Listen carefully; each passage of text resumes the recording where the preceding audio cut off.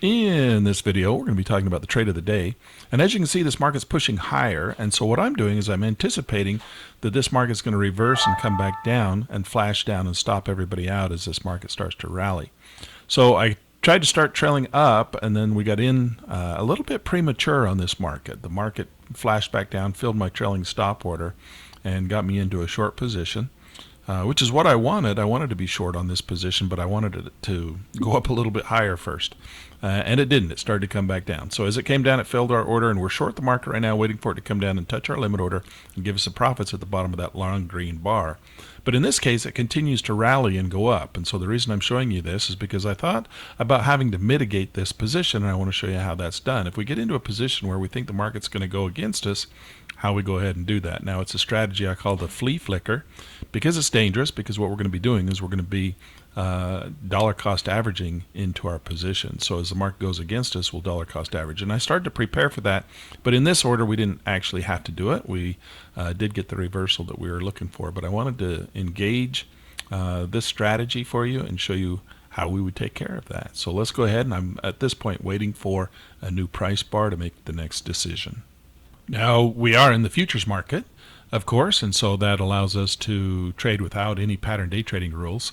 And so we're trading the S&P 500, as you can see here. This is the mini S&P, where each one individual single contract represents a $500 investment. So for day trading, we're using $500 for each contract. So if I put on that second contract that I'm talking about, that would be an additional $500, and we'd have a $1,000 investment into the market. And so you can start with a very small account size, around $5,000, to get started doing this. If you're interested, check my bio, and I'll give you a link to where you can go to learn a little bit more about how to trade in the futures market. All right, as we get the new price bar, I start to think about mitigating. And so this is where I'm going to come in and start calculating where I might want to put my limit order to get into the market once again and dollar cost average into my position. So we are trading the E-mini S&P on the futures market. And as you can see, I'm coming in here and I'm going to drop in a limit order right up there at that even number level.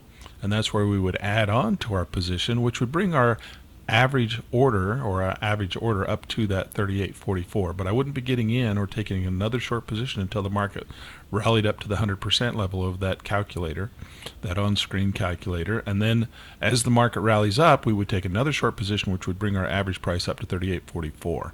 So I'm not going to actually get out of the market until the market, kind of moves significantly against us, so that we can get a dollar cost average in there that actually moves the market far enough to make it worthwhile. So you can see that we're playing the distances between the even numbers, and that's where we're drawing that calculator. And so now, actually, we're still looking for that market to reverse and come back down. We got 1, 2, 3, 4 nice green rally bars. We're getting a couple of red bars in there now. And so we're starting to feel a little bit better about this. We're looking for the market to fall and come back down.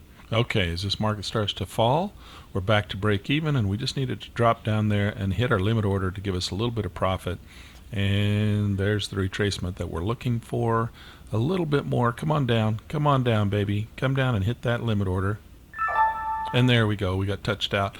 And so what that does is this, of course, is not the only trade that I made today. So that brings us up, adds $75 to our bottom line. So we're right now at about $350.